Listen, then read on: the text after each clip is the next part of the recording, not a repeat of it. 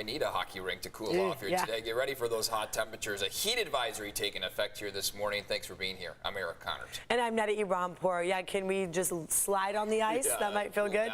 Evan joining us with what we can expect. Good morning, Evan. Good morning. Yeah, it is going to be another hot one today. You may have felt it already throughout the weekend. Hot temperatures came about. Winds are going to be shifting offshore, which will encourage more of a warm up today and tomorrow. Those temperatures are going to peak with their heat at its highest on Tuesday. Beyond that, those temperatures will cool down, but for this afternoon, expect plenty of afternoon heat. That sign, not so accurate there. We'll switch that out for the sunshine symbol. Across the board, we're expecting sunshine. Temperatures are going to be in the low 80s along the coast, mid 90s inland. We'll talk more about how hot it is going to get. Dry across the board this afternoon, and we'll talk in more detail about the possibility of some wet weather over the mountains as we head into middle of the week in just a bit. Back to you.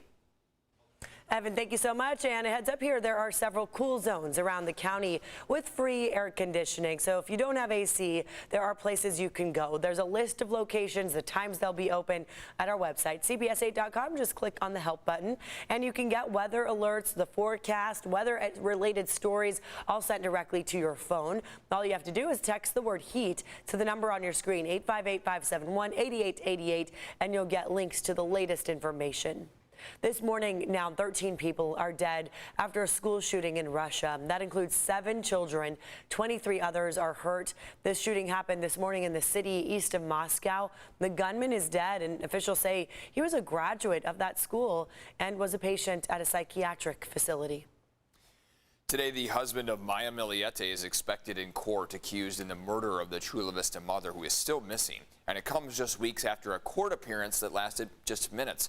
CBS 8's Dana Marie McNichol is live outside the Hall of Justice downtown now with more on what we can expect to happen here today. Dana Marie. Well, good morning, Eric. That's right. Larry Meliete was in court at the end of August. It just lasted less than 5 minutes. That's because a judge decided to postpone his competency hearing until today. Now, let's bring it back to June when Larry Meliete was put on hold pending a mental evaluation of the defendant. Now, Meliete's attorney, Bonita Martinez, told CBS 8 she wanted experts to evaluate her client, not to delay the case, but to make sure he's mentally fit to stand trial. With Meliete's jailed without bail, Martinez says not being able to see his children really has taken a toll on her client. During the last hearing, the judge did review psychiatric reports and made a quick decision to give them more time. Maya's sister and brother-in-law told CBS 8 they're frustrated by what they see as a delay tactic. Now today, if the court-appointed psychiatrist says he is fit to stand trial, the preliminary hearing should move forward. But if they say he isn't mentally competent, he will be sent to a state mental hospital until his competency is restored. Now, of course, we've been following this case from the very beginning, and we have a lot of information on CBS8.com. Of course, we'll be in the courtroom this afternoon giving you the latest on this development. I'm Dana Marie McNichol coming to you live from downtown San Diego. Well, this morning, the defense begins their case in the trial for a sailor accused of setting fire to the USS Bonham Richard, destroying the billion-dollar ship. Prosecutors say 21-year-old Ryan Mays set the fire because he was upset with the Navy after dropping out of the SEALs training program. The fire started in July of 2020 and burned for several days while the ship was docked in San Diego. And now this morning, a man is facing potential felony DUI and hit-and-run charges after the death of a 1-year-old girl in City Heights. Police say she was hit by a suspected drunk driver. This was Saturday evening in City Heights. You see the location on your map. Police tell us the 1-year-old wandered onto Redwood Street near 39th when a Toyota SUV hit her and took off. A witness took down the license plate number, which helped police track down the driver. There's a new call for safety in light of a group of sex offenders living in an East County neighborhood. This is a story we are working for you on, and now school leaders want to take action. CBS 8's Chris Groh joining us live in Lakeside now to explain what they're hoping to do. Good morning, Chris. Yeah, good morning, Netta. And look, there are a lot of concerned both parents as well as just community stakeholders. And this is all in response to 5 sex offenders being placed in one house here in Lakeside. Now, The state law allows for up to 6 sex offenders to be housed in one residence, but the people that live here in Lakeside say that they were caught off guard, that they want more transparency, and that's why at today's press conference they're going to be calling on a series of changes at the state level in order to try to increase both safety and that transparency. So for instance, one of the proposals that they want to see is that the minimum distance a sex offender can live from a school or bus stop to increase from 2,000 feet to 1 mile. There's also a proposal for a safety committee to be formed in each school district across the state to work with the California Department of Corrections and Rehabilitation to, again, increase transparency on the placing of sex offenders, to take a look at what each district, each location, each neighborhood even, all of them being different, and how many sex offenders they can feel comfortable being placed, and to get community input. Now, again, many in the area were caught off guard to learn of 5 sex offenders being housed in one place. Again, the current law allows for 6 to live together, but you can read more on what's being proposed by members of the school board as well as community stakeholders by going to our website, cbs8.com, to click on that story link. Now, something else that you can do, understandably, some of you may be at work, but you would like to know exactly what's being proposed at this press conference that'll be happening later on today. You can follow along by going to one of our social media channels or following our midday show, again, here on CBS 8. Eric Netta. Chris Groh reporting live. Thanks, Chris. California's Attorney General is getting involved in the dispute between the city of El Cajon and San Diego County's hotel voucher program for the homeless. AG Rob Bonta issued a cease and desist saying El Cajon cannot put any kind of restrictions on the hotels by trying to limit the number of homeless guests. El Cajon's mayor says at least 2 hotels are at 100% capacity and were operating as a homeless shelter, not a hotel.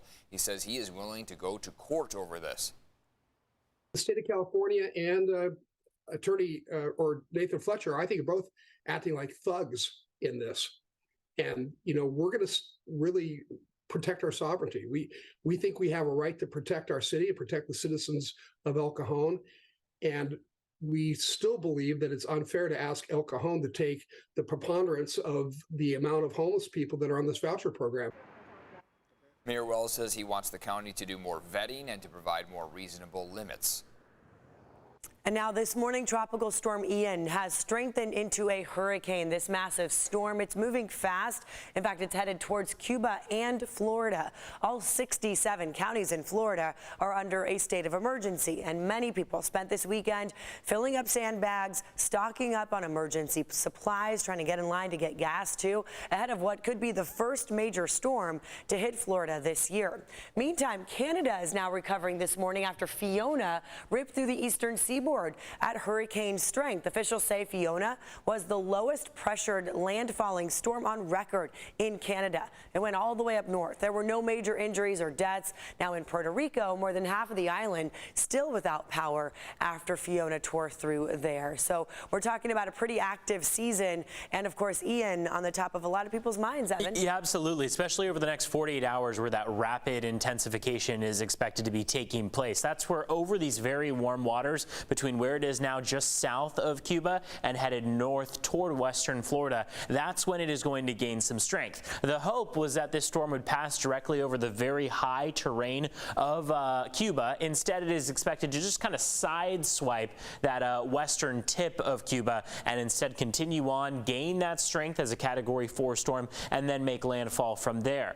Best trajectory right now is between about Tampa and Tallahassee. It's a wide range, but everyone in western Florida all the way up the Panhandle currently bracing for this storm. Right now, many of those schools have already given people an accurate, a good amount of time to get out of the area, to evacuate if they can. So again, this is a storm that we are going to be watching closely from today all the way through about Friday, but really in particular as it nears that coastline about Tuesday night into Wednesday is where we'll see if it actually gains that Category 4 strength. Wind speeds are going to be of top concern, as well as that surge of ocean water that could basically create that storm surge 9, 10, 11 feet above sea level. So that's going to be of prime concern, is that storm surge as well as wind speeds, but plenty of rainfall still attached to it. Right now, 75-mile-per-hour sustained winds. We'll keep you up to date on what's happening over around the Gulf of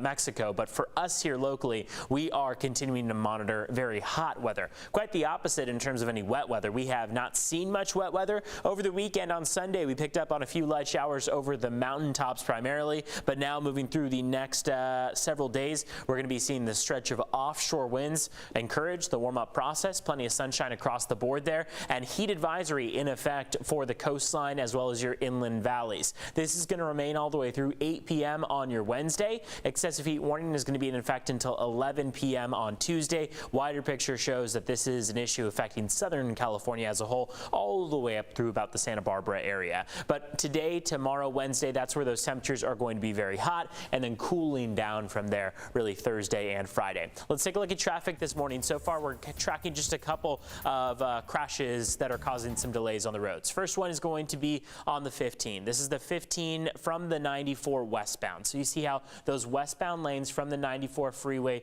moving into the southbound 15 is where we see this crash. Speeds have dropped down to the single digits in that area. This is right around South Park as you head toward downtown San Diego. Taking you farther north, we are seeing a crash on the 78 at San Pasqual Valley Road. This looks to be just a little bit farther north, just slightly off to the east of Escondido. And then last but not least, there's also a crash over south of Carlsbad. Right lane right now blocked to the crash on the 5 southbound at Palomar Airport Road. Back to you two.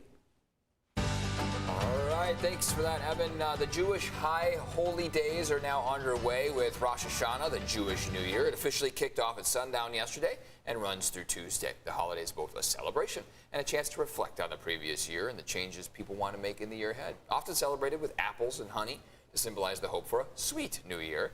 The high holidays end October 5th with Yom Kippur, also known as the Day of Atonement.